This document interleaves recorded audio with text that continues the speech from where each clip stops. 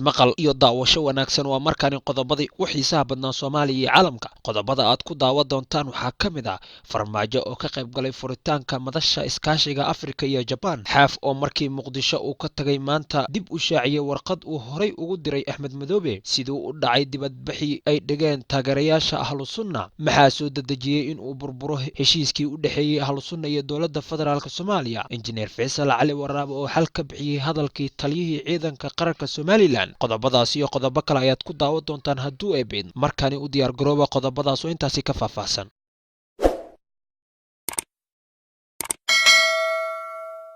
aynu ku bilownay madaxweynaha dowlad goboleedka Galmudug Axmed Ducaale Geelle Xaaf ayaa hambalyo u diray madaxweynaha dowlad goboleedka Jubbaland Axmed Maxamed Islaam Axmed Madoobe oo 22 bishani loo doortay madaxweynaha Jubbaland warqadda hambalyada ee ka soo baxday xafiiska madaxweynaha Xaaf oo maanta la shaaciyay ayaa Axmed Madoobe loo diray 22 bishani oo ku beegneed maalintii la doortay madaxweynaha dowlad goboleedka Jubbaland Xaaf ayaa ugu baaqay madaxda dowladda federaalka iyo maamulka Jubbaland in ay wada hadal ku xaliyaan khilaafka ka dhex jira dibna loo soo celiyo wada shaqayntii ka dhaxaysay labada dhinac hambalyadani uu madaxweyne Xaaf u diray madaxweynaha dib loo doortay ee Jubbaland oo maanta la shaaciyay ayaa ku soo aadaysa xilli uu Xaaf maanta gaaray magaalada Hobyo kadib ku dhawaad 2 bil oo uu ku sugnaa magaalada Muqdisho dhanka kale injineer Faysal Cali Waraabe gudoomiyaha xisbiga mucaaradka UCID oo maanta khudbad ka soo jeediyay shirweynaha golaha dhexe ee xisbiga UCID ku qabteen magaalada Burco ayaa madaxweynaha Somaliland Muuse Biixi Cabdi ugu baaqay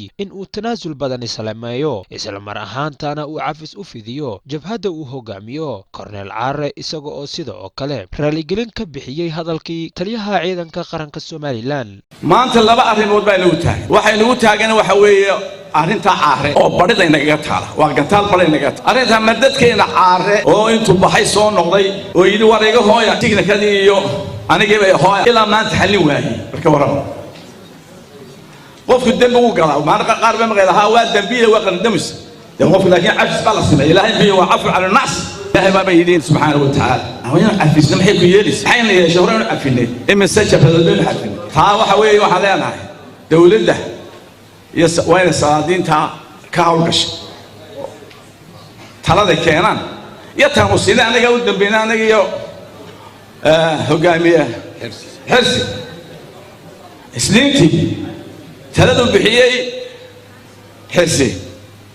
waxa ahayd tala ninkaasi wallahi maalinta dhawaytay shara waan ugu shuucay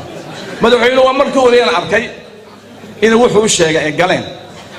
markii hore arkay Muuse wax loo sheegay galeen muddo ka badan 60 cisho ayaa laga joogaa kadib markii ay dowladda federaalka la wareegtay hanaan socodka doorashooyinka Galmudug waxaa hadda shaki la geliyay oo hawada laga saaray heshiisyo gogol xaar u ahaa hanaanka doorashooyinka Galmudug war saxaafadeed talaadadii ka soo baxay madaxa xukuumadda Galmudug ayaa lagu sheegay in xukuumadda federaalka ay jamisay dhammaan heshiisyadii la galay Galmudug iyo Ahlus Sunna waxyaabaha dowladda federaalka Soomaaliya lagu eedeeyay waxaa kamid ahaa in ay ciidamo geysay deegaanada Galmudug qoraalka ayaa lagu xusay baaq loo diray beesha caalamka dowladda federaalka ee Soomaaliya waxay ka baxday heshiiskii ay la gashay maamulka dowlad goboleedka Galmudug Ahlus Sunna wal Jamaaca waxayna taas ka doorbideen weerar iyo dagaal qaawan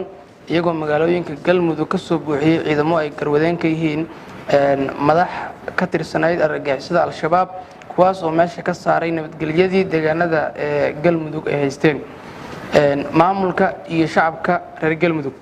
kadib markaa aragnay inay burbureen dhammaan heshiisyadii la galay qatar weyn ah ka muuqato waxa loo sheegayaa lana farayaa ciidamada qalabka sida shacabka reer Galmudug inay u diyaar garoobaan difaaca naftooda dadkooda dalkooda iyo diintooda ilaaliyana nabadgelyadooda faraha laga bixiyay beesha caalamka iyo saaxiibada Soomaaliya waxaan u cadeynaynaa in dhibaatada halkaas ka timaada ay dowladda federaalka Soomaaliya mas'uul ka noqonayso waxa kale oo aan beesha caalamka u soo jeedinaynaa in ay doorkooda ka qaataan arrinkan. madaxweynaha Soomaaliya Maxamed Cabdullaahi Farmaajo ayaa ka qayb galay furitaanka meertada toddobaad ee madasha iskaashiga Afrika iyo Japan oo ay martigelisay magaalada Yokohama. Taanka shirka oo ay wadajir u gudoominayeen ra'iisul wasaaraha Japan Mudane Shinzo, madax sharafeed iyo gudoomiyaha midowga Afrika Mudane Cabdilfataax al-Siisi iyo Mudane Muuse Fiqi ayaa la isla qiray muhiimadda shirkani uu leeyahay horumarinta kaabayaasha dhaqaale dalka Afrika. Shirka madashani ayaa inta ay socdaan waxaa lagaga arrinsan doonaa shaqo abuurka dhalinyarada, xoojinta fursadaha haweenka, dhiirigelinta ganacsiga gaarka loo leeyahay iyo qiimeynta miradhalka mashaariicda qaramada midoobay iyo Japan ay wadajirka uga wadaan dalalka Afrika. Wafdiga madaxweynaha waxaa ka qayb ahaa wasiirka arrimaha dibadda iyo iskaashiga caalamiga ah Danjire Axmed Ciise Cawad, wasiirka maaliyadda Mudane Cabdiraxmaan Ducaale Bayle, agaasimaha guud ee madaxtooyada Injineer Nuur Diiriye Xirsi iyo la taliyaha madaxweynaha Mudane Bilaal Cusmaan. Taageerayaasha Ahlusunna ayaa maanta dibadbax ka dhigay wadooyinka magaalada Dhuusamareeb ee xarunta Galmudug. Dibadbaxani oo saacado socday ayay ka qaybgalayaashu wateen boorar ay ku diidan yihiin saraakiil amni oo dhowaan dowladda halkaasi ay u magacawday. Waxa kale oo ay ku qaylinayeen culimadii dooni mayno, khawaarij dooni mayno iyo erayo kale. Saraakiil ka tirsan Ahlusunna ayaa sheegay in dibadbaxoodu ahaa mid nabad ah, lagu diidanaa in Dhuusamareeb dagaal uu ka dhaco, iyagoo intaasi raaciyay in laga rabo dowladda federaalka in ay dhegaysato rabitaanka shacabka Dhuusamareeb. Dhanka kale, isla Dhuusamareeb waxaa ka dhacay dibadbax kan Ahlusunna ka yaraa oo lagu taageerayay ra'iisul wasaare Kheyre, waxaana ku qornaa boorarkooda dowladii dooni mayno, danaysta dooni mayno. Maamulka Ahlusunna ayaa shalay Talaadadii sheegay in uu burburay heshiiskii ay la galeen dowladda federaalka Soomaaliya, iyagoo sheegay in ay diyaar u yihiin difaac iyo dagaal.